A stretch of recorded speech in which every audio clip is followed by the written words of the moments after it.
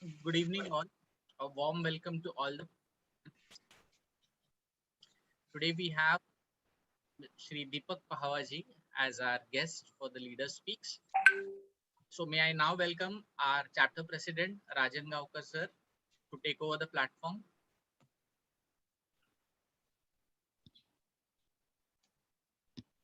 Hi, a warm welcome and a very good evening to all of you all. And thank you all for joining on this Saturday evening.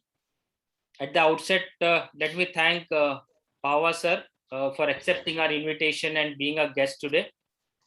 So I'll just, in a brief moment, explain the rationale behind organizing this Leader Speaks event. We thought that, there is a lot of knowledge, there is a lot of domain knowledge. Apart from that, there are soft skills which are involved. And there are unique styles which each individual displays as a leader. And if the young generation, the young professionals, the students, the level professionals, if all of them can get this, understand this knowledge or may get these nuggets of wisdom from this, we can really help them to grow and understand what makes a person really different and successful in life. And this will be more of a practical session rather than a bookish MBA or a bookish or maybe a leadership course or something which is there in a conference room or something, because you will directly hear from the horse's mouth because he has done it. So when people who have done it share it, there is a lot of weight behind the words. The words carry a lot of weight. It's not just empty words, but those words carry a lot of meaning. And that's why we started this series, and we invited a few top leaders from the HVAC and our industry. And today again we are fortunate to have with us one unique leader who is not only a leader, but he's an innovator, a successful entrepreneur. And he actually started, I would say, Atmanirbhar Bharat Abhiyan long before the government of India started. And I actually got this to know from one of his interviews which he had given. Really hats off and salute to you, sir. Somewhere around 80s or 90s, I think he started with import substitution products, and he became very successful in that. His journey has been, and from there I don't want to get into that because that's Nivedita's domain. But yeah, we are definitely fortunate to have you here, and we look forward to, having a good interactive session with you today, sir. I would introduce Nivedita. She doesn't need introduction in the HVAC and our field and ISHRAE platform as such. But yes, she has been a moderator, I would say, who's really done a fantastic job in kind of bringing out the best from the leaders who have been on this platform. And today also we look forward to her, kind of interacting very nicely, and then also giving some time to us to ask questions. Yeah. So So thank you very much, and over to you, Nivedita. Thank you, Rajan. Aman, can we have the slide, please? Once again, good evening, Pahwa sir. Good evening.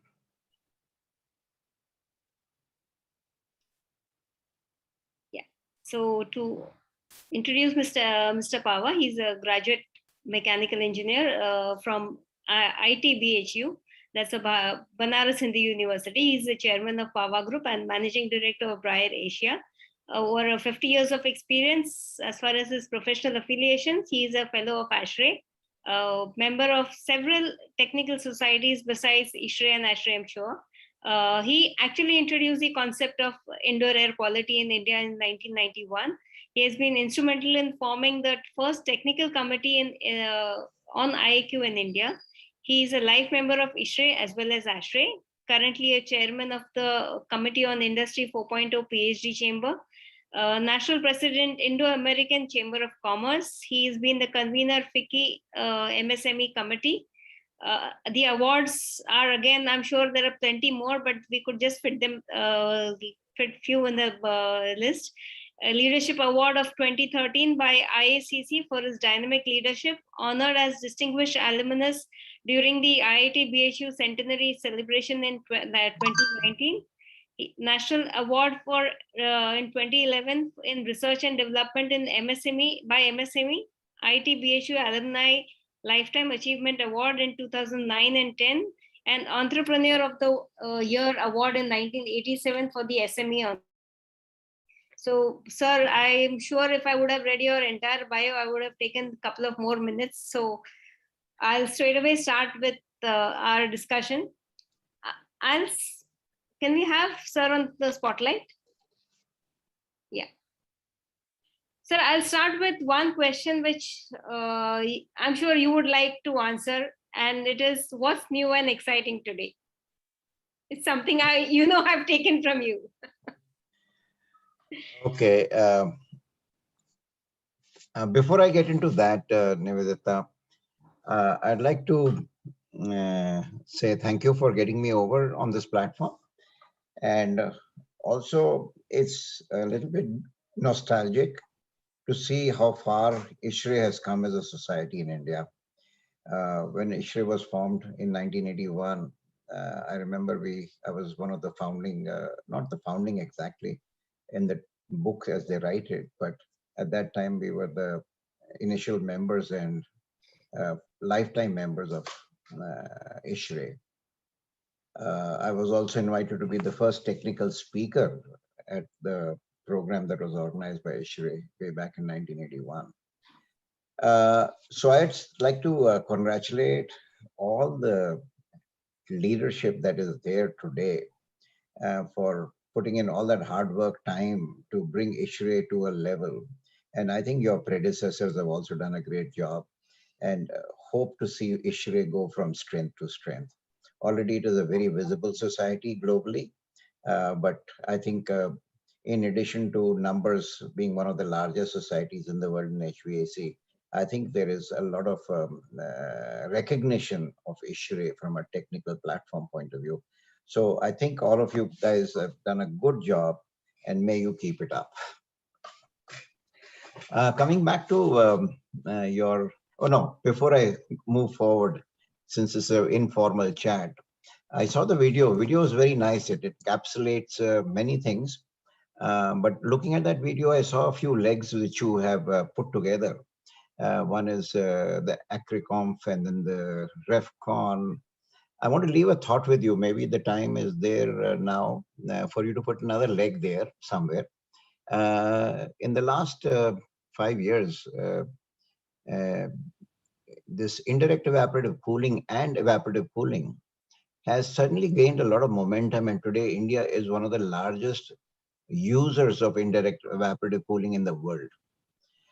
Since there are many other associated technologies and whatever, it might be good for ISHRAE to, or some chapter or some region, to take the lead in trying to promote an annual conference on that, or an annual conference come exhibition on that. Think about it, just leave a thought there. I'm sure Vishal would have noted that already. Okay, so whatever that is worth, you all have to decide what's best for the younger upcoming industry. Coming back to your question on what's new. I would like to maybe go back. First, I'd like to go back to, even though you had sent me an earlier prompt about what you might discuss with me, I want to take you back to my school days and college days for several reasons, because this will fit into the spirit of the personality that I possess today. Okay, so I was very fortunate, and when I look back, and I would say that what do you get in life, and what can you give in life to the others around you? It's not the money, it's not the wealth, and I articulate that internally and in the family and other places. What you get in life through your family or otherwise are three things. One is name of the family, and therefore the better the name, you have an advantage. That's the wealth you get. Second is the value system that you get. and you know what that means. That is hugely important to most Indians. And the third is the education that you get. These are the only three things that your parents can give you, which is more wealth than anything else. If you got these three things, you have a bright start. Fortunately, I was one of those very fortunate ones that I had all the three, very well provided by, I would use the word, my illustrious grandfather, who in his whole lifetime, before he died, did more than 500,000 eye surgeries, which no man on earth has ever done before, and no person on the planet can expect to do thereafter. And bulk of it was for charity and free.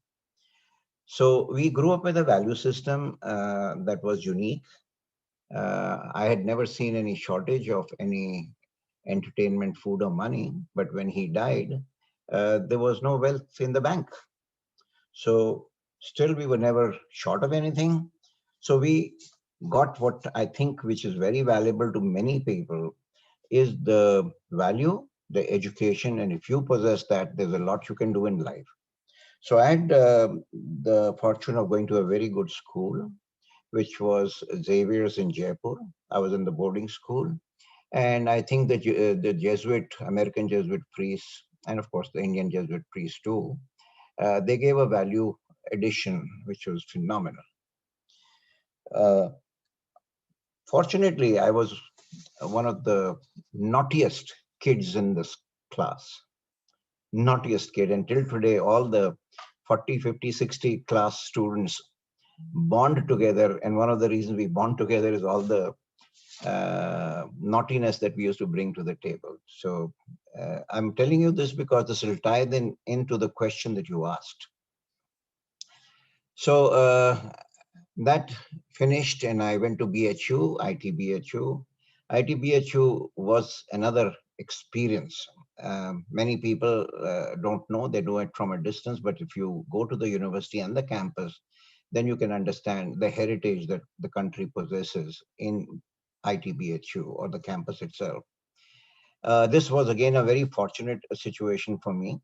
Um, I would also say that I was again lucky to get good teachers who were not who did not allow me to be rusticated despite an average attendance of only 20%. So those were the days. And we did a lot of interesting things. We topped the class with despite low attendance. But college was another area where I think you learn a lot to be mischievous, adventurous, and all that shapes your personality and what you do in the world. Not necessarily do you have to be the topper to do best in life. So there's a spirit that you have to recognize in yourself very early on in life, and what is that bucket in which your spirit falls. So I did realize that my spirit was one where you like to be always adventuring. So that is the coming back to the new and exciting.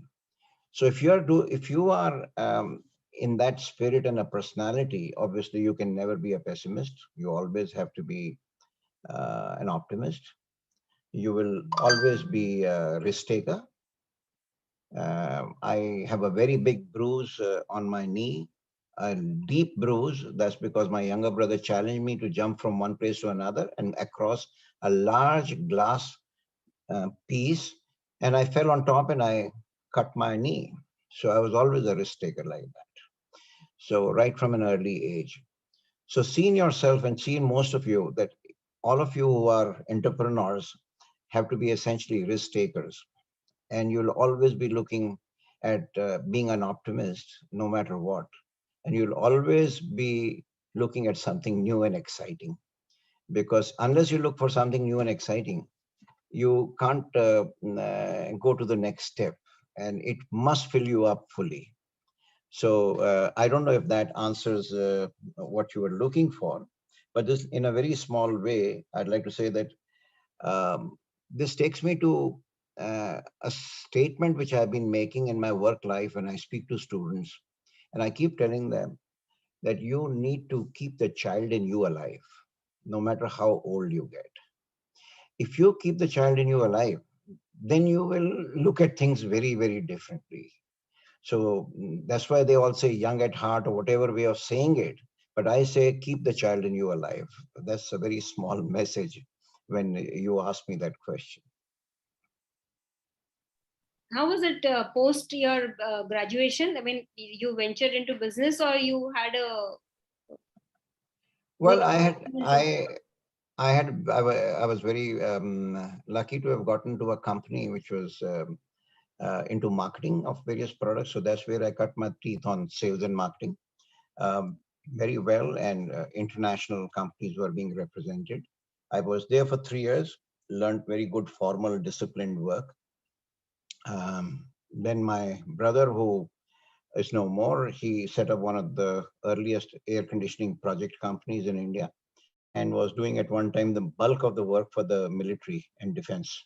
He had specialized in that and done some very, very uh, special, even secret work for whatever facilities were being created at that time. So I joined him and assisted my brother till 1978. Then I said I'll branch off on my own. In the project work that we did there with my brother, obviously it was in the field of HVAC, and I learned almost every aspect of HVAC. I don't know how many of these people in this audience today can have seen the inside of a shell and tube condenser. But at that time, we literally built the shell and tube condenser, finned condenser, not the grooved ones that you have today, where you had external fills of the Dunham-Bush design. We put it together by hand over the tube bundle and put that into a shell, and then had it welded and had everything done. So this is the type of work that was being done at those days, where there were no boundaries. You just didn't have to do only heat load and another guy only doing this. You had to do the whole spectrum of work.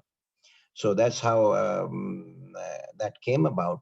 But in 1978, I decided to get out of project work. And that's very important to state here. Project work is very interesting. A lot of people see a lot of money and opportunity in projects.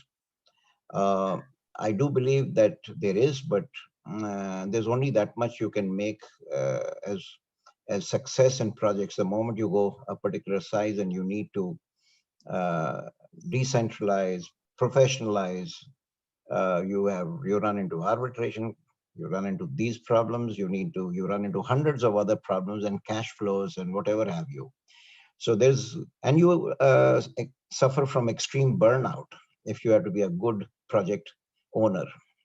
So as a project owner company, there's only that much and you can do very good in life.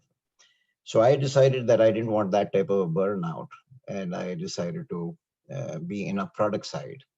So April 1979, I set up my foundation company, which is Arctic India Sales, and then Bry Air, etc. That was the start of the journey. okay. I mean, the times that I mean, when you started your career, I remember even I had one interaction with Prem Sagar sir, and he often told me about the stories that you jointly had, the project experience and all. So, with the advance in technology or the scenario today, if you were young again, would you venture out differently? Uh, Not necessarily. There's a reason why I say that. Lots of people think they have a mission, they have a goal, life they want to make for themselves. Often that's, or 99% of the cases, it's not what it is. I wanted in school, when I was trying to get into college, I wanted to be a chartered accountant and do my chartered accountancy in London. But for some reason, I landed and ended up in BHU being an engineer. So what you want to do and what you end up doing, you have to always keep in mind that you have to make the most of what you have. The moment you decide to do that, there's never any looking back. And if it is in you, I mean, if I may say so, had I not gone into this field, if I had gone into, I'm an electrical engineer, had I gone into computers and let's say I'd built up a software company, probably it would be a global size software company I would have made today. So, and I would not have looked back, and no regrets either way. So it's a question of contentment, the level of contentment and satisfaction you have. And I think there has been extreme contentment and satisfaction in whatever I've accomplished. So it's not that if I turn back, I wish there's no spilt milk there. My question was not with regards to going back and trying to change it. It was basically, if you were like young today, and the overall the way businesses run or the opportunities that are there, would you want to do something different now? Not really. I would not change anything. The way it happened, I have enjoyed every moment of whatever has come my way. There are several examples I'd like to give you there to make some parallels. And I'll cover that later, or maybe this is the best time to cover it. Lots of people talk about vision, lots of people talk about goals, a lot of people seeing where your life you want to take and take you. And therefore they can rewind and say, I wish if I had to do that, this is what I would do. I don't know if there's anyone who can say that at the age of 2022 and he accomplishes anything in life at the age of and looks back from the age of 70, that he could say and claim that at 22, this is what I wanted to be and this is what I have become. I can't think of even one in a billion people. Look at Mahatma Gandhi. When he was in South Africa, did he know that he would become Mahatma the way he was? Every product is a product, every person is a product of circumstance. You evolve, and it's the circumstances that you are in. And that's what shapes you, constantly shapes you. So there's no such thing as winding back and saying, I wish I had done this. I mean, it's again a personality and a psyche. Different people have different, but this is what mine is. One needs to keep evolving. You have to make the most of what you have and then look for something. Aman, can you put all on mute? Except me and sir. Yeah. Okay. So when you got in, yeah, go ahead. When you got into business, what kind of support system did you really have? I mean, financial, you can say, or I mean, overall. Very, very interesting. I look back. I borrowed some money from my brother, 20,000 rupees. And that's it. That time, 20,000 was, I don't know. Maybe today is, you can say 4 or 5 lakhs of rupees. Oh, no. Or 6 lakhs of rupees. But very quickly, one thing led to another, and there was positive cash flow from 2 months later. So there was no looking back. I don't think I've ever worried about money in my life. And I've always claimed that you do what you want to, you do it well. Money will be a bonus that you cannot avoid, that will come. So you started from what, I'm sorry, I cut you out. You started from a what, two people, 3 people. I mean, how big was your Well, my start was with 2 people. One of them you would know already very well, Rajneesh Joshi. He joined me. Yeah, he joined me on day 1, April 1, 1979. And one was the typists. So just the 3 of us, we started on that day. And I started the company as a proprietor of the company, and that's it. And fortunately, we hit positive cash flow from day 1, 2, 3, and things led to another. And we, November of 1979, I had an opportunity of inviting Breyer president into India. We met with them, and over a handshake, we decided to form a partnership and a joint venture. Then I flew down in 1980 in the summer. We hammered out an agreement. And 81, the plant was born, or the company was born, and the plant followed. So I borrowed from Haryana Financial Corporation. Haryana State Industrial Development Corporation gave me a piece of land on installment basis, whatever have you in those days. And so one step led to another, and everything was positive, positive, positive. So were you, I mean, would you say you were fortunate or circumstantial were such that See, that's another thing which comes up very often in questions. Fortunate, you mean, is another word for luck, and I don't believe in luck. So, in other words, what is luck? Luck is for one person what he sees. Hey, that guy is lucky. He has got this. He's got this. Very lucky. He's doing that. No, the person who is lucky is the one who was in the circumstance where he could see the opportunity and you could not, because you are not in that circumstance. And that person has not only seen it, he sees it. So if you are in an opportunity circumstance and you can see it and you seize it, and you're bound to do it well. And another person will probably see it was fortunate, lucky, and I don't subscribe to that. but then there must be some influencer who could have, sort of guided you right, or I mean, or it was just your wisdom. I think you What learn. do you attribute it to? See, the moment you see, this is another interesting thing. The moment you are a two-man team, who's there to guide you? If you're really learning everything from day one, you've already learned science and I've already learned marketing and sales. That was my forte. So first thing I did was teach science, sales and marketing to Rajneesh. I said, Rajneesh, you learn that and I'll teach you well and I'll concentrate on other things. So imagine from 1981, the day I started the company, till today, which is almost 79 to now 42 years later, except for international travel where I meet people on relationship, I've hardly met any customer in the country at all of my customers. Hardly. I built the company as a brand rather than build myself as the one behind the brand. Maybe, of course, you can't avoid that in HVAC fraternity, but if you look at the industrial space, the companies that we deal with, all the pharma companies, the international MNCs, there's nothing known as Mr. Pahwa. They already know the company that one has built up.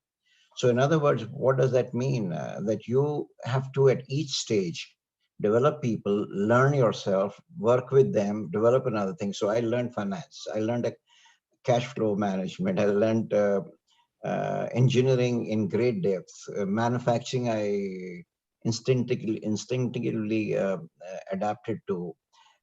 Management is something that I was already done a few courses in management while in my previous 3 years or 6 years. So to that extent, everything fell in line one after another, and you begin to go deeper and deeper, and you begin to excel in every area. So it wasn't a planned move as such to keep on, growing the way you, or it just like we always say, you kept evolving and you kept on grasping as many things as you could, or forecasted it that okay, this is what I have to do, A, B, C, D. No. I think I'd like to rearrange the whole thought process for the audience and also for you. You don't bumble along. That's not what I'm suggesting at all. You need to have a goal and a mission. And this is something else I'd like to share my experience very strongly with whoever is in the audience today. We forget that we are in a hurry sometimes to do too many things. And we think, I want to do that, I want to do that. But let me tell you, each one of us must remember that when you are young and you're starting anything, time is on your side. Time is not against you. Literally today, you can become an expert on everything once you are up making the time to apply your mind to anything. So that brings me to what I articulate very often, that you have to have a peak in front of you that you want to climb. You must have a peak in front of you that you want to climb, you, your team, or whatever. But when you look at that peak in front of you, you can never tell what are the peaks behind that. You can never see them. So once you reach that first peak, whether let's say you start your work at age 30, you reach that peak at 34 or 35, you could not see what are the peaks behind that until you reach that peak at the age of 35. Then you see more peaks and you say, okay, I want to go that peak. So as you go, you have to go in life from peak to peak. And what is unfolding as a result of that is where your destiny is taking you. So there is no bumbling. There is no long-term vision. You have to go peak to peak in life. That's been my philosophy. Take one step at a time, be focused, get there, then see what is behind that, go to the next step. You want to open another company, and with experience, maturity, everything, a lot more comes as you go along, but you would have done a peak and you're ready for something more and bigger. We say, people's, I mean, there is this Tata's group, as we say, it's an institution and not a business house. And I don't want to name the other companies which are termed as business house. How do you define your the culture that you've set in your company? I mean, as you've grown from 2 to I think maybe thousand, a couple of thousands. So, what is the culture that, did you really set it, or it's just happened? See, culture is what, so let me start. We have about 1,500 employees in the company, and about 150 of them are overseas in our different locations all over the world. And a culture is something is unique to every organization. You will never see two cultures being the same, like two countries. Even within the country, there are regions which will have culture. Similarly, companies, there's no unified culture. Every company has a culture. People make the culture with the help of the leaders in terms of what they want to live in and work within. So fortunately, we have been able to evolve a very, very unique culture where a huge sense of ownership is there for everyone, a lot of independence for everyone, and they create the place where they want to live with. And we have been fortunate enough to create a unique environment. There are several people who work in our company. They go out, they realize that they would like to come back again. Whatever it is, the culture of their own making. So they can't find a substitute, but that's no reason to say that we have a better culture or someone else has a worse culture. No, every culture is unique. And I think from a professional point of view, we have tried to professionalize it. You cannot remove the stamp of an owner, but the owner has to step back and say, am I being a leader or am I being an owner? Yeah. The moment you look at it as a leader, then you have to see, and that goes for even the professionals you hire. They are all in leadership roles, all of them, and you have to provide inspirational leadership. Unless that operative word is inspirational, unless you are able to provide inspirational leadership, you are not providing professionalism. You cannot make the building blocks for an institution. Let me tell you that my wife received an award for a technical journal that our company used to produce for our global partners as well. And she got an award, national award, and I accompanied her, and I had a chance to listen to the keynote speaker that day in Bombay. And the keynote speaker was none other than Mr. Aga, the founder of Thermax. He spoke many interesting things, but one thing which I took away from what he said in that speech, and which has been there for now more than 30 years in our thought process, he said was that if the process is right, the result will be right.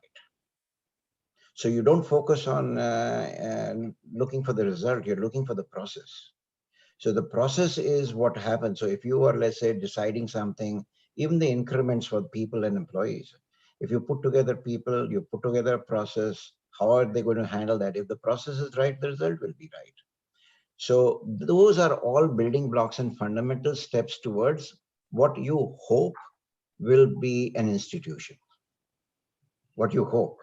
So you are trying to always work in a form of a legacy to professionalize that people have had the freedom, they can do many things. There are multiple cultures that they, or multiple domains or disciplines that they've learned within the company. I think you know Sonali. Yes, Uh, now look at Sonali as an example. When she came to the company more than 30 years ago, she was at that time selling these uh, telephone extensions with those small keyboards or whatever. And she used to come on a scooty. Today, she's handling entire intellectual property matters. Where did she learn that? She was handling entire marketing, HR. So people have, if you get the freedom and the people have the intellect and they get the opportunity, they can still do all that. And she provided a lot of work and support to ISHRAE in its formative period. So everyone has the ability. So your goal is to see you take ordinary people and make them extraordinary people. And the organization therefore takes that shape. the environment has got to be conducive. Yes. And the environment I keep stressing is what the people live in and what they themselves make. And so therefore the credit has not to go to any individual. It is to go to the whole culture. I mean, today, if I did something different from what the culture has evolved, if I did something different, probably they'll throw me out. So I think the culture at one stage or the other gets more and gelled within the organization, and that's the making of an institution. And I hope sincerely that one would have created an institutional framework for going ahead in that. And one more thing, while you're on that subject, the other day I got a small WhatsApp chat, and that it was, I think some of you may have seen it because of doing the rounds last week. Die empty. What that means is that if you take anything to your grave, the whole humanity would have lost it. True. So what can you do that whatever you know, how can you make sure that that is taught to others around you every day in every way till the last moment? So that has been a mission in our company. We are a very open company. We train, teach all the time, teach, teach, teach. And anyone who knows anything is willing to teach anyone else. So you have to take that as a sense that you need to be sharing with everyone some knowledge that you create all the time. So if you have to teach the audience to what it is to be globally competitive, I mean, how should one try to be globally competitive? Okay. I started, let's say I take a trip short trip to holiday trip, you may call it, or whatever, to Thailand, Malaysia, and Singapore, way back in the early 80s. And in that trip, we came across a company in Malaysia, and suddenly they were very excited. They wanted to represent us. And we had just opened our business here, manufacturing here, and we shipped them product. We got an order from a large tobacco company. We shipped that product there, and that guy was one of the people there. Said, "Your equipment is performing well, but look at the aesthetics and whatever have you." Obviously, and one didn't take it positively, but one didn't take it negatively either, because after all, there's a learning in whatever someone is critiquing. What was important in that lesson was that if a person is spending dollars and he has a choice, why would he buy equipment from India and why not from Europe? Okay. So that was a question we were asking ourselves. So overnight, the mission changed. The thinking changed that we have to have a world-class product in every possible way, not only performance, etc., etc., etc. So, and then being restless as I am, and the ability to create that market potential within India was limited. The only way I could do that was go outside the geography of India. And when you're going outside, you're dealing with this situation of why from India? But once we started attacking it in multiple ways, and with the spirit of adventure we had, we were able to quickly do work in Bangladesh, Taiwan, Malaysia, Singapore, Indonesia, everywhere in Southeast Asia. China was at that stage still being born, I would use the word. They were nowhere on the site in our industry, though the volumes today are much bigger. But that was the case it was. So therefore, international business evolved with that restlessness and to be in geographies. And because the circumstances were very compelling, we said we must have world-class manufacturing, we must have world-class technology, we must have world-class products from design, aesthetics, and whatever have you. So that has been influencing us for now last more than 30 years. Without that, you can't be there. And obviously, we had the price advantage. They gave us, the international business gave us much better profitability, cash flows, and whatever have you. So is it just technology, or having everything world class that would really make one? It's not really possible, isn't it? I mean, Yes. If you, of course, in our business, you have to be closer to the market you serve. There's a lot of application side to be an applied product. So we had to open up offices in Philippines. We had to open up offices in Dubai. We opened up an office in China and everywhere, because without that application, they don't have the confidence. Many places we had to hire local people or Indian people from here or combinations thereof. So all that goes together. And today I can tell you with huge confidence that a company of our size, what we do, there is no other company in India which has the global countrywide depth and knowledge of each country and how to operate. We have a company in Brazil today, which where we have operated for 5 years. We know the Latin American market very well. Yesterday, we finalized a person who is going to be developing the market in Mexico and Central America, which we are doing from a distance here. So North America, we are already present with our partners. So American whole continent from north to south, we understand this like the back of our hand.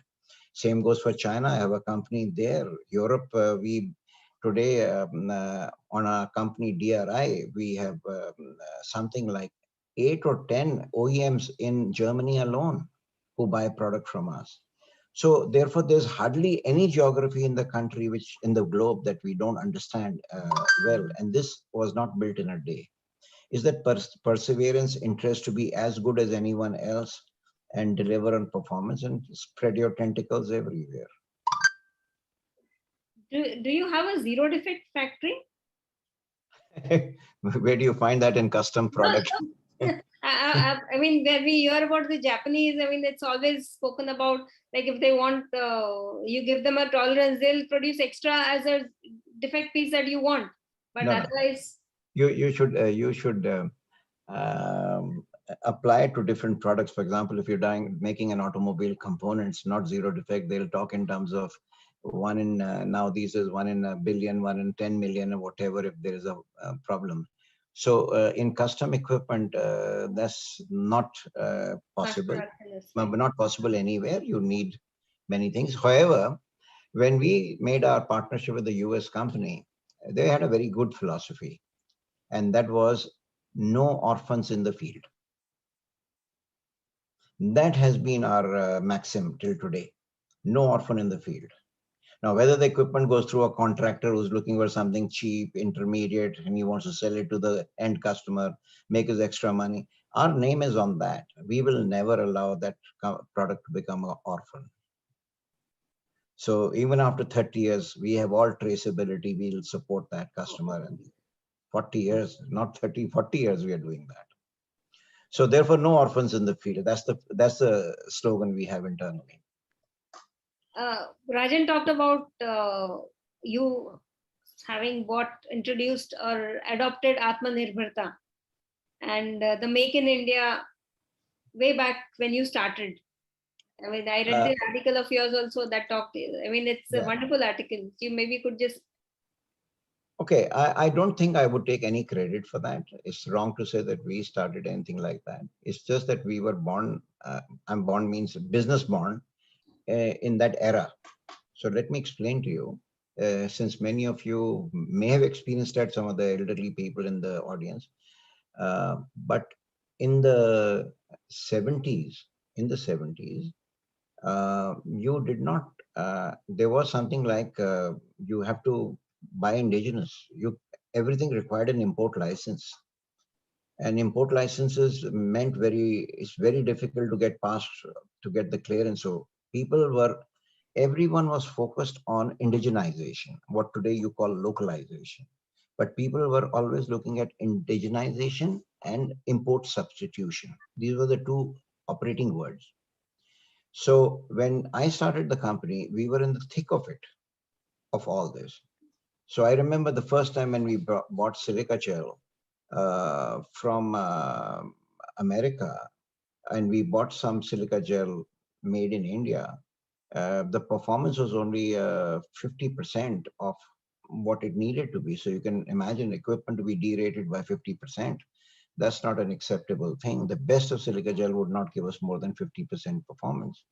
So first and foremost, we told our American partners that we want to set up a whole test facility, as you have in the US, we'll set it up here, which means a dynamic performance test facility with airflows measurement and everything. And second is that we said we'll set up our research wing here in chemistry to be able to localize the silica gel. I arranged to visit the world's largest silica gel manufacturer on the east coast of America with my partners. And we saw that the infrastructure, but we stuck on, and we were within a year of our research able to get silica gel at 1/10 the price and matching the performance of the US silica gel. So you can imagine the benefits and the fallout of localization and indigenization. Otherwise, I would have had to go for import licenses, pay 10 times as much. Equipment becomes more expensive because silica gel was the heart of it at that time. That was the technology at that time. So we means the entire industry, India, was focused on localization and indigenization. We grew up in that environment. Unfortunately, in 1991, when liberalization occurred, the liberalization government threw the baby with the bathwater out. Imports became absolutely open overnight. The duty structure, for one reason or other, was totally inverted. When I say inverted, means capital goods for lobbying by one institution or another were having the least amount of duty, and raw material was the highest. So instead of doing it the reverse, where you would make it more expensive to import, you may have got rid of the licenses, but you really need to make sure that there is incentive to localize. But that didn't happen. So the pendulum swings just the other way around. And the floodgates were open. Everyone wanted to import everything. You can see it in your HVAC industry. Whatever was being produced in 1991 here took a backseat. Everyone was willing to import. All consultants were willing to put in all imported makes. And suddenly you went from here to here. So where has your industry gone today? How much are you manufacturing in India? Everything from chillers to whatever have you. Whereas at that time, companies were making compressors, they were taking licenses. Had time been given to them to make the transition, you would have really today had a healthy HVAC domestic manufacturing industry. Manufacturing does not mean grills, etc., but from the so many other products today, even the actuators. You have to import actuators. Look at China, there are 10, 20 companies which are manufacturing world-class actuators. So this is where we did, and now the government or Prime Minister's call for Atmanirbharta is very timely. It's good that we are getting into it, but it is not different from what we grew up with, which was abandoned in between. Okay, so I don't want to take any credit for anything like that. I want to put it in perspective for everyone in the audience. I mean, there were two things. One is Atmanirbharta and the Make in India. So Make in India, I mean, is it to get an MNC to invest in India, or it is to develop the companies in India? Both. See, this is what it is. Now we are a big investment destination. So and the investor, I always say, is mobile. He can go to any country. Why does he come to India? And so he has to be seeing the advantages of coming to India. But while doing that, and we are going to give him any incentive or any lucrative business, if you can sort of cajole him or a little bit of danda there, that you make this in India. For example, now India signed a big license agreement with the company in Europe. They're making locomotives in Bihar, and they're very advanced locomotives, and they already started rolling out for the last 1.5 years. Now they've already reached a level of 80-90% localization. So why can't that be done? So let the investment come in. Make in India, it takes on a slightly different, broader meaning than what was at that time import substitution.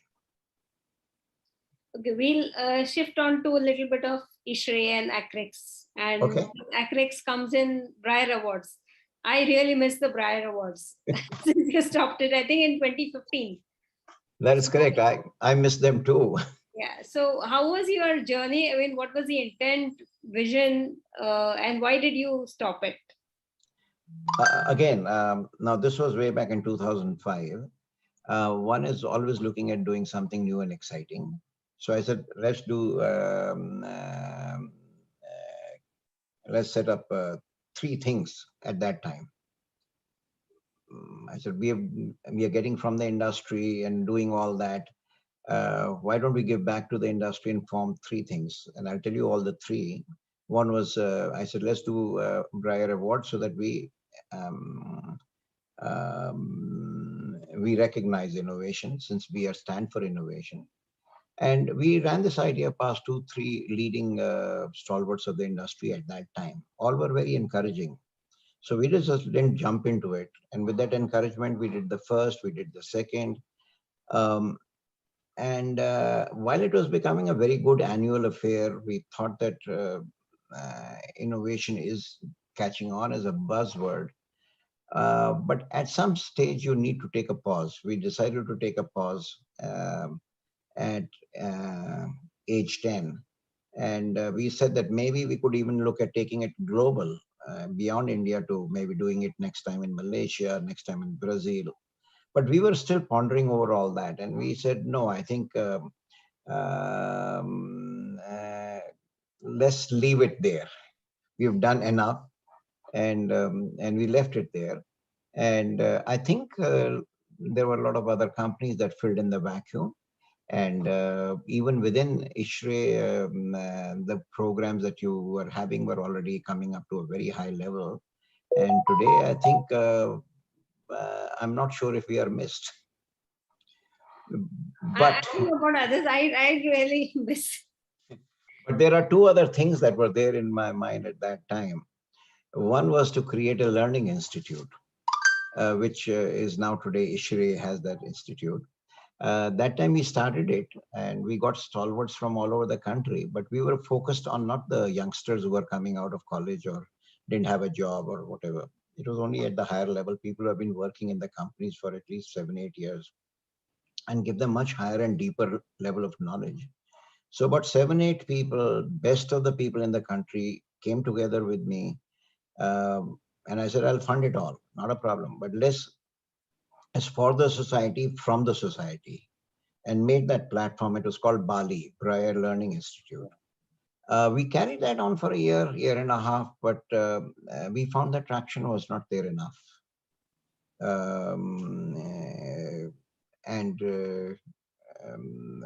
And therefore, I thought it best, let's not flog a dead horse. Till today, we have nothing like that happening, though there are very good courses that have come up or training programs that have come up, and perhaps it's a little bit more self-sustainable financially. You have Mr. Seth doing a great job in Delhi here, and good faculty and good content now coming up. All these things considered, I think that has a different place, and what our vision was at a different level. But it's always there to teach and see how we can teach each other and learn from each other in specific areas. The third was the third item which never took off was I wanted to create an air foundation, and air was going beyond HVAC. So you see that air is used in many industries, even air, compressed air, etc., etc. But somehow I think that was still in a very embryonic stage, so I never took that. But these are three things that one was thinking of in 2005 to see how we can go to the society and share that. How much of ISHRAE and ASHRAE, what is the importance role that has played in your career? Okay. Number one, I'm proud to be the first speaker, the technical speaker. But a couple of times when, and I'm not going to mix, separate ASHRAE and ISHRAE here. I'll bunch them together. Couple of meetings when I was very active on ASHRAE Delhi chapter, and a couple of the meetings which we had, the agenda items, and we would see that there's a whole lot of activity and discussion taking place around what they call as administrative matters or political matters. You know what I'm talking about. So one of those sessions, I said, no, please, let's turn it around 100%. The first agenda item should be what is there already in the US ASHRAE to advance the art and science of HVAC. So the first agenda item is that. Now, if you put that there, then everyone will think about it and talk about it. So I would leave as a message for ISHRAE whether we are now advancing the Indian part of this. So our focus should always be what can we do to advance the art and science. So whenever these meetings are there, whatever is there, of course, ISHRAE has come a very long way, but that focus should not be lost. Whether we fund research, whatever, but the administrative part and the political part should not take a backseat, but should not necessarily become the primary focus. And the focus should always be, and I'm sure you'll find a lot of people who are interested on the technical side. Since I've always been on the technical side, I would promote that. When Mr. Sema was the president, he really took a lot of interest in indoor air quality. I took a lot of interest in indoor air quality. We propagated that throughout the country. Today, indoor air quality is very well understood by everyone. I mean, hopefully. Though every day we have to learn more and more about it, but indoor air quality is not an unknown phrase to even the general public. So ISHRAE, I remember we had one meeting there. I wanted to initiate the technical committees long time back, and maybe a little bit ahead of the times, but fortunately you have technical committees already now. And I've not been in the front line of the activities, but ISHRAE has now built up a robust this thing. But my idea there was that ASHRAE has, let's say, so many chapters. Each chapter in the book technically has one technical committee in America. Mirror exactly that and build as many technical committees. And if there are people who are jumping the bandwagon, keep them. Those who have not enough interest, drop those committees.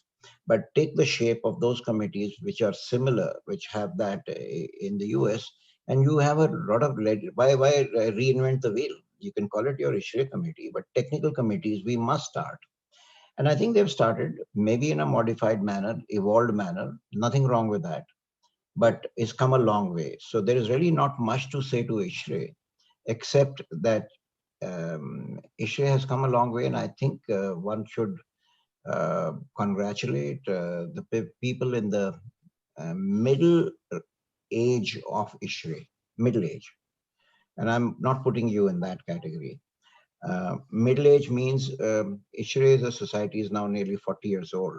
So in the 20-year-old period when they really put in a lot of work, and that gave the spine to this organization. Today, it has now reached manhood. From here, it can do wonders. So I think there's only positive thing ahead for ISHRAE. The team that held it in between in the earlier. Yeah.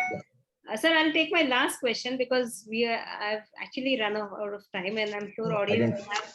Yeah. So my last question to you is two advices you would, one each. One is to the youth, and the other one is to anyone who's there of whichever age group.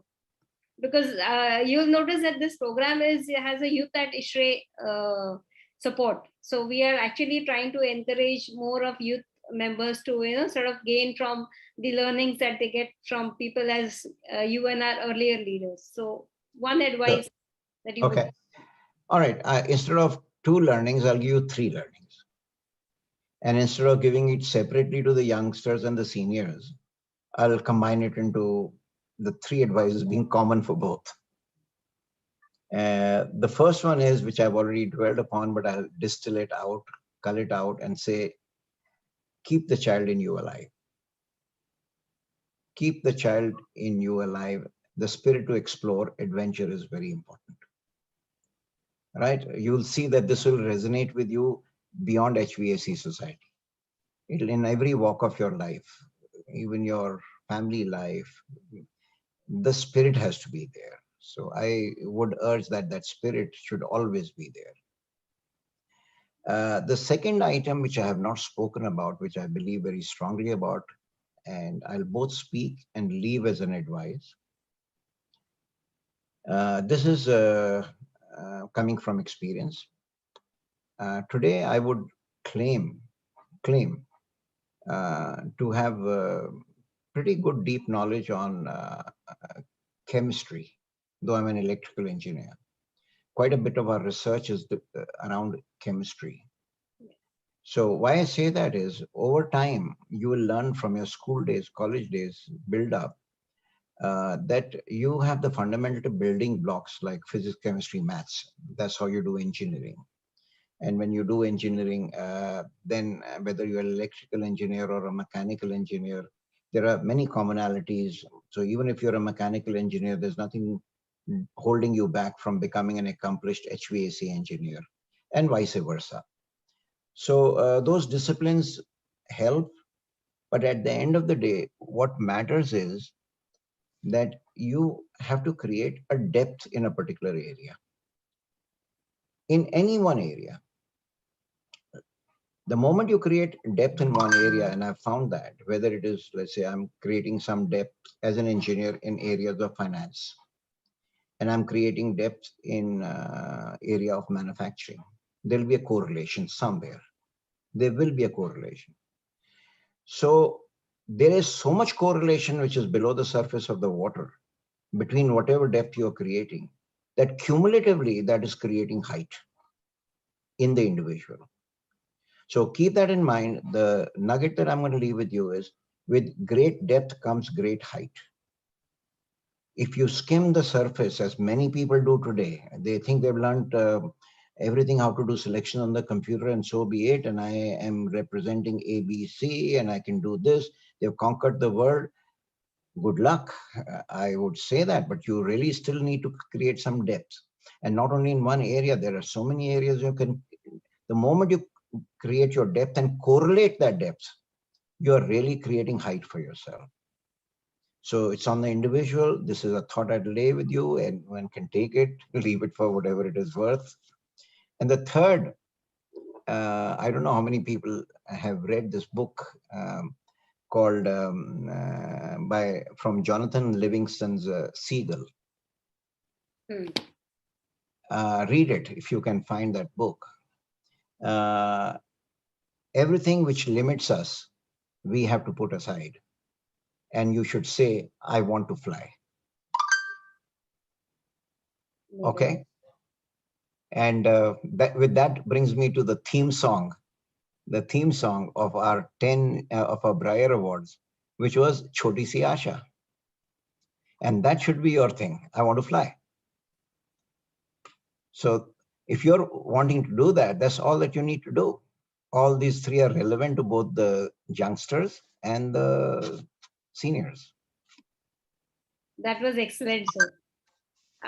I mean, I could actually converse for another hour. I mean, I have still many questions which I have not touched. In fact, I'll just mention one which I don't want you to answer. I noted that you have Priyanka Chopra as one of your influencers. I went through your LinkedIn profile. So you are following Priyanka Chopra. Priyanka Chopra? You wouldn't possibly know that, but I have checked that you are following Priyanka Chopra. No. No. Don't single her out. There were 3 of them at that time. Okay. Okay. So I'll close my session from my end. I'm sure there are many questions. Vishal has raised his hand. I just want to acknowledge the presence of Farooq Mehboob. Farooq sir is the ISHRAE Society President-elect. So I'm really honored that he's made in time before our session could end to be here. Farooq sir, big thank you from my side to you. Nivedita, it was a pleasure. It's always a pleasure to listen to Pahwa Sahab. I'm one of his fans. And today, I'm glad I couldn't get there in the beginning, but I got the 3 nuggets at the end. Thank you, sir. You're welcome. May you long live and guide us. And that's my prayer. I've always been a fan of yours because you're a true innovator and a true person who goes deep into matters. And how right you are that the depth translates into height. Thank you for those kind words. And he's been our great friend from many, many decades now. Yes. In fact, I knew about your friendship. That is why I sent him a special request to join in. He just got out of the meeting and he told me, I said, please join in, even if you have got to peek in for a little while. That's very, very nice of you. Not at all, sir. And I'm looking forward to enjoying your hospitality. I remember the first time we came to India and you hosted a fabulous party for us. I don't think we've had such a nice party in the last 20 years. So I'm hoping and praying that at least during my tenure, when I get to be president of ISHRAE, that I can come and pay my respects and meet you can be sure we'll host an even a better party this time. Thank you. Thank you, Farooq sir. Thank you, Pahwa sir. I'll hand it over to Rajan and Avan. Yeah. So I think it was a fantastic session, and we have few people who have raised their hands. Can I ask Vishal to put forward his question, please? Pahwa sir, a very good evening to you. Good evening, Vishal. How are you? How are you, sir? It's a pleasure. I know you for many, many years. I go many years from a family side also. Otherwise, but I never knew this side of you because I have heard you speak many times on technical matters, on air quality, heat, various technical matters. But today's session, which frankly I would put on the motivation side, from a pure motivational talk, I have never seen this side of you talking. I've always known that side of you as a business person, as a person who's put such a big, beautiful organization in place. And I use the word beautiful because that's what your organization is all about. But this side of yours was phenomenal, and what's really, we couldn't just even turn off for a second listening to all the very simple thing you said. When you look at them and you start rethinking on that, some of them or most of them are very simple, and yet we generally tend to ignore and never really bother about those things in our lives ahead, whichever journey we are in. I just had one question which could resonate with a lot of people listening in, maybe more with entrepreneurs, is you must have faced some failures in your life, right? Whether some kind of a development or some kind of an idea from a business perspective I'm talking about. And if not, maybe you know how others would have seen it around you in your friend circle otherwise. How does one bounce back from a failure, specifically at an early age, when you start something and you are hit a stumbling block, a big problem areas? What would you normally tell people? How do you handle that? Interesting question. First of all, Vishal, when I look back and I really see it, I have not seen a failure ever since I started my business. However, you do come across extreme challenges, if not failures. And of course, as you grow older, your capacity and capability to handle them varies. The first real business shake-up that I experienced, and I think it was a nightmare, was when we learned, and our bank informed us, that the company under which we were doing our business as a joint venture, not US company, but another joint venture, that company did not exist in the circle of registrar of companies.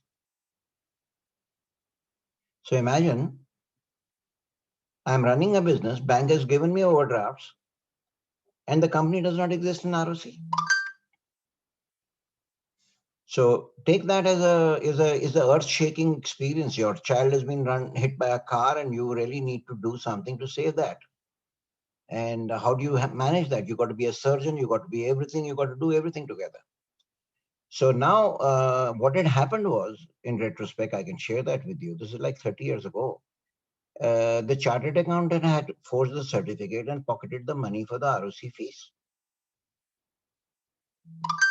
And in the annals of history, a similar case was found in British annals in 1856. It had never been experienced, never reported. And even my case would never have got reported because I managed the solution so quickly. And we went to the best of legal advice, including Soli Sorabji at that time, and the Ministry of Industry, who had given me a joint venture approval, banks, everything. And I managed to wrap it up, the solution, in 10 days flat, going from pillar to post and putting the matter on record, going to the police, everything. And everyone accepted that on record. And within 15 days, my operations had come to normal. But imagine, how would you handle a situation like this today, or anyone? So that teaches you tremendous confidence. Listen, this is nothing. If you can do this, you can face everything in the world. So if I look back, I don't think we've had failures. We've had catastrophe of a type, but not failures. Failures, fortunately, you can say wisdom drives you. For example, I acquired a company in Germany. We were running a company. It's the managing director had a heart issue. He was out of action for 1 year. There were no English speaking people. We started bleeding. So we had to take a call. We shut the company down. Now, that's not what I would call a failure. Today, thanks, and going back, because of that, our presence and therefore our introduction to Germany, today we have so many OEM accounts in Europe. So always there's, in every adversity, there's a silver lining. That I'm a firm believer. Nothing is called this thing. So failures, though, therefore, it's an attitude. Some people would even get crushed on any small problem. For me, that's not a failure. And so, Vishal, sincerely, I don't look back and see any real failures on our landscape. Thank you. Thank you very much, Pahwa sir. Thank you. Thank you, Vishal. Ramchandran sir, can you please ask your question?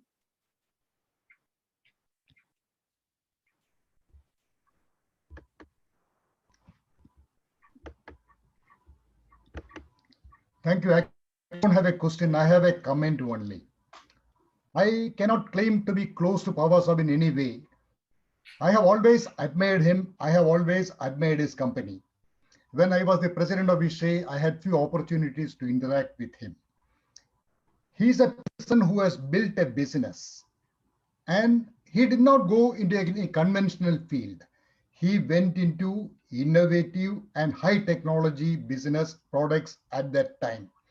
And when hardly anybody used to talk about energy efficiency, he pioneered energy efficiency. This is what was his greatness at that time. And more importantly, he provided leadership to his company.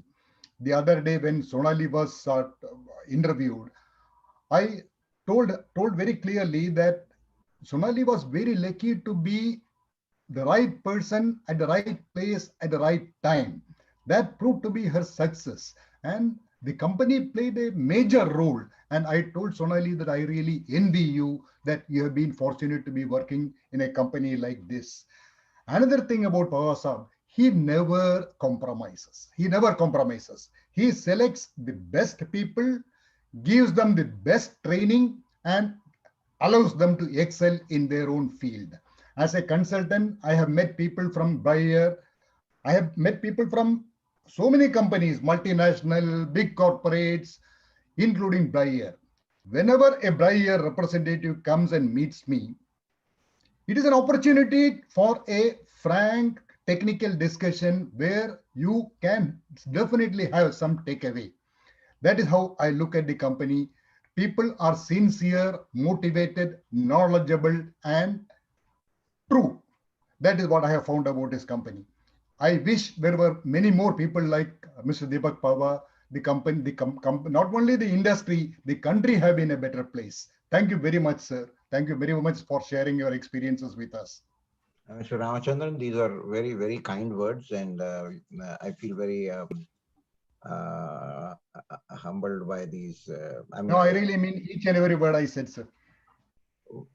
Appreciate that, and also I would like to see if our people in the country, and I'm unfortunately going to use my own personal example if I'm permitted to do so, but I'd like to encourage more and more people in the industry to research and innovate. That's been the theme. And one way to see that result is by way of the number of patents the industry files in new areas of technology and development. I think that would be some way in which ISHRAE can start making some way of counting what everyone is doing in the industry, because that should be encouraged. I'm sure many companies are doing it, but not the word goes around as to how much our industry is innovating. And one evidence, of course, is patents that you file. Yeah. Thank you, Our sir. company has developed 14 new global technologies, 14. We have filed about 130 international patents, and about 65 have already been granted globally. Thank you, sir. Thank you. Can I ask Vyom Chaturvedi to ask his question, please? Hello, good evening, everyone. Good evening, sir. Thank you for this very wonderful and inspiring talk. So I'll first of all introduce myself. I am a recent graduate. My name is Vyom Chaturvedi. I'm a recent graduate in mechanical engineering from BITS Pilani. And I am passionate about this thing we today call as sustainable cooling and like doing clean tech. So, sir, and I have fortunately, I have done some academic research on this thing also. And so you started off your speech with a remark on indirect evaporative cooling, that this is a buzzword in industry and this is soon to be like a very big opportunity in India. And another thing that I would like to ask you about is desiccant dehumidification. So the website of Pahwa Group says that with desiccant at its core in relation to air. So these two things, when put together, can be a very good like potential and impact generating field for India, where like dehumidification, which is one of the like very important in India, if it can be done by through desiccant dehumidification other than refrigerant dehumidification, it is very much more efficient. And it has been found in academic research, but a barrier to this has been the cost barrier, because we still don't see desiccant coming in the like residential market. It has been restricted to very like precision based segments. So when do you see this desiccant, and these both major fields are, sir, basically governed by some patents and information like intellectual properties, with some companies having products like their indirect evaporative coolers. And so this is how do you see this industry, these two buzzwords in the industry, to evolve in future? Okay, I think it's a good thing. I'll speak on the indirect evaporative cooler first. Fortunately, this part of the industry does not have barriers by way of intellectual property, not many. So I don't think you need to worry too much about the intellectual barriers for this industry application. I'm thinking there's not much. You can easily develop things which will allow you to move forward. Indirect evaporative cooling and another thing which is going to happen in the US, though there are vested interests which do not allow it to happen so fast as it should, is called adaptive comfort. While they are paying lip service to adaptive comfort in ISHRAE, but you don't see any of that translating into the ground. And adaptive comfort and indirect evaporative cooling go hand in hand. And Mrs. Sima had actually done a lot of good work in propagating adaptive comfort in India, though of course now he's phased himself out. So indirect evaporative cooling is going to be growing very rapidly. Acceptance is considerable. That is where I had suggested that maybe a time has come to organize a conference around that, a show around that. It would be good for ISHRAE to look at that. But on the other hand, to answer your question more specifically, you're on track. You should look at this actively. This will grow and will grow rapidly. There are lots of players coming into the market. Prices are today, I don't think are in any way a barrier. There is already a lot of cost optimization that has already taken place. I don't think there's much compressibility of cost in that sector. And people are finding it, how shall we say, they are comfortable with the price that they are paying for it. It's closer today to 40 rupees a CFM. And in certain cases goes more, but it is in that area, and that's pretty good, given that very good product is available in the marketplace. Coming to the second part, desiccants have been very sexy in a approach and appeal, where they wanted it to go beyond industrial application to commercial and residential. A lot has been done about 20 years ago. We participated in certain programs in the US. One was expecting a much faster adoption into the commercial space, which did not happen to the extent that it should have. Costs have not come down significantly, but commercial application of desiccant humidification has increased considerably since that time. Residential application needs are still very limited. They are better addressed through refrigeration dehumidifiers for basements, etc., which is the place for the world. World uses dehumidifiers mainly for basement applications. But coming straight to commercial and industrial, the next barrier which could be broken and will be broken soon will be where you come up with low temperature regeneration materials, new materials, or they call novel materials. A lot is being done in the development of these new materials. Our company has filed patents 2 years ago on new methods to produce novel materials. It's a global platform, global patent, and I think we've done some very, very pioneering work in that area of chemistry. These materials are not unknown, but our patent covers new methods of producing and synthesizing these. But all of them can be regenerated at temperatures as low as 70 to 80 degrees C, 60 degrees Celsius, compared to 140 degrees C, which is typical for normal systems. So you can see that that regeneration temperature is likely to open up a whole area of energy usage, from solar to waste heat to low temperature methods of producing heat. With that, hopefully a proliferation can occur of usage, and any large usage means prices definitely come down. I don't know if I've answered your question.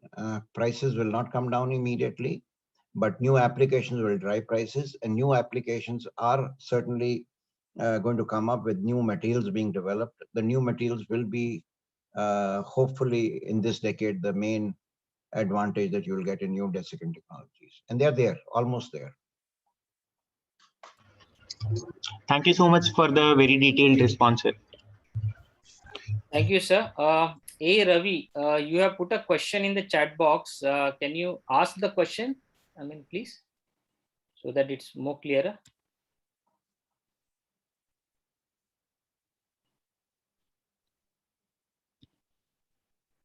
Ravi?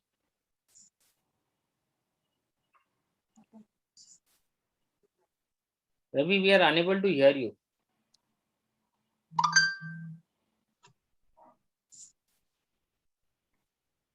Rajan, nothing, you read out the question. So, yeah, so Ravi says that, sir, you have been a champion of technology solutions. Do you think that of late, because of highly commoditized HVAC industry, technology solutions are taking a backseat? If yes, what are your suggestions to improve the situation? Could you read that question again? I didn't understand the first part. Yeah, so he is saying that HVAC industry has become highly commoditized, and real technology solutions are not happening, you know. So what is the solution to really have the innovation in this particular case? I'm not sure if I agree with that statement, because today our engineering consultants are definitely doing a good job. They are willing to do contemporary work. They are capable of doing it and are doing it. Unfortunately, for one reason or another, prices get driven down. When you say commoditized, they get driven down because even the big players try and get into the bloodshed with the smaller players, and therefore all suffer in totality. And the whole the so-called commoditization should not be considered as something to be avoided. You should commoditize. There should be more volume, and with volume you'll get quality, performance, and more players coming into the market. So commoditization, when it is at the risk of quality deterioration, and commodity at the risk of price and quality deterioration, is one thing. Commoditization per se, resulting from more business, more design work being done, more HVAC being applied, and more product being put in as a Lego set for various applications, is not a wrong way to go. Sure, sir. Sure. Thank you. Thank you so much. Thank you, Pahwa sir. Thank you for your wonderful answer. Actually, I was unable to unmute myself. I'm sorry. Yeah. That's correct. Go ahead, Rajan. Yeah. Thanks, Ravi. So anyone else has any questions? Roshni ma'am, Avinash Aligram sir. Yeah, Rajan, Mr. Pahwa, I have one question. What is your take on adsorption, AD, not AB, AD, adsorption systems? Okay. I mean, what's the future? Does it have any future or no? Yes, what is it? Long answer, short Compared answer. to AB, sorry? Yeah. Short answer, long answer. No, I think people are already maybe. Okay, I'll try and abbreviate my answer. Yes. The technology basically was born in Japan like 30 years ago. There are two companies, three companies, one by one, all of them have stopped doing this business. The technology exists.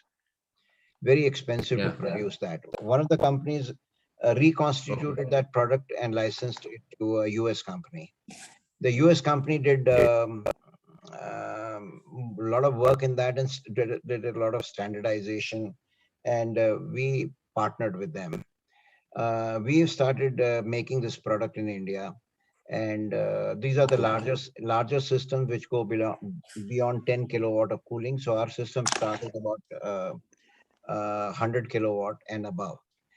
Now, this company was part of a transformer making company. So this is a very small division. So they sold the transformer company and they shut down this division.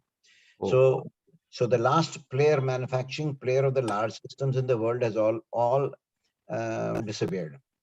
So India is the only producer of adsorption systems. So We supply today product to Hong Kong. We are going to work with a Japanese company to supply a system to Vietnam.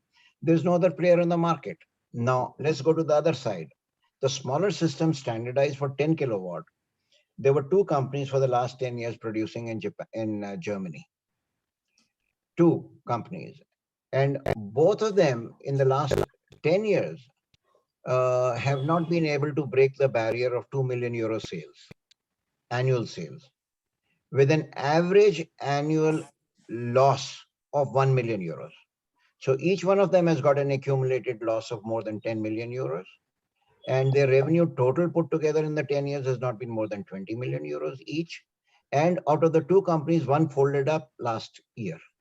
So one company remains, and I don't know how long they last. And bulk of that is based on German subsidy. So long answer. Now, where is the future? The future is again in new materials. Yes, A lot of companies are working with new materials for adsorption.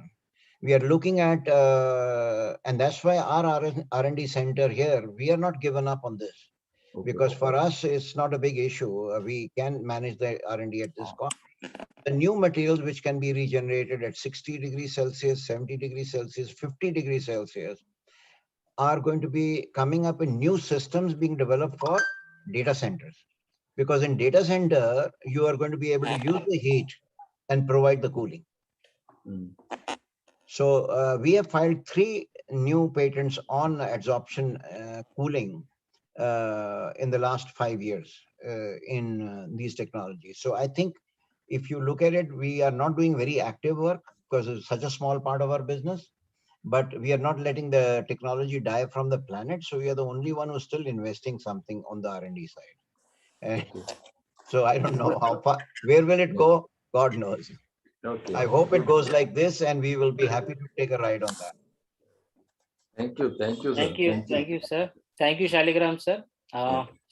Sagar Munishwar has raised his hand. Sagar, can you start your video or is it possible? No, I will. Okay. Yeah, thanks, Mr. Rajan. Thank you, Pahwa, sir. Of course, it was an excellent session. I have no other adjectives.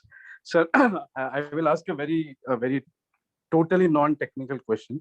So you mentioned about the first advice, what you gave is that we should keep the child in us alive. So I would like to know what those facets of a child in you is making you feel younger. What? Sorry, what? I missed that word. What facets of a child in you is? I've got 3 grandchildren, and whenever their mother and my grandmother is not around, they say, Dadu, let's do some asti. That's what I've taught them. Otherwise, what makes you keep younger? What makes you keep younger? No, it's not making me keep younger. It's the thought process, your DNA. So if you start on this DNA very early in life, and you look at all aspects of life in being childlike, have fun. It should permeate into your work, your around. I mean, everything. So if you are one of those very serious guys, we're always working and whatever it is, then you got a bigger task at hand. It's not that you can't activate your the child in you, but you always have to look for that child in you at all ages. Got it, sir. Thanks. So just to add to that question, sometimes people feel that if you act maybe a little childlike, people probably may take advantage of you, or they may not take you seriously. Is it so? But you have grown so much and you have got such a lot of respect. So it's a kind of a dichotomy or a correlation to ask, but yeah. You're right. There are certain times when my wife complains, you can get away with this, other people won't have got away with it. So that's all right. That's the advantage you enjoy at certain stages, but still have fun one way or another, but not at other people's expense. Yeah. Sure, sir. Thank you. So Vikram Murthy ji had joined in just now. So can I request Murthy ji to say a few words or maybe whatever comment or question you have? I've never known Vikram to be a late comer, so let's see. Yeah. No, actually, he got stuck in another society meeting. Otherwise, he's always there for all our sessions. So missed it for the first time. Vikram?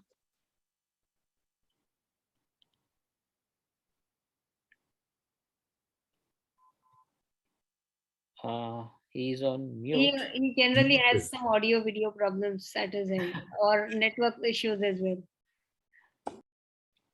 Okay, so I think we can wrap it up. yeah.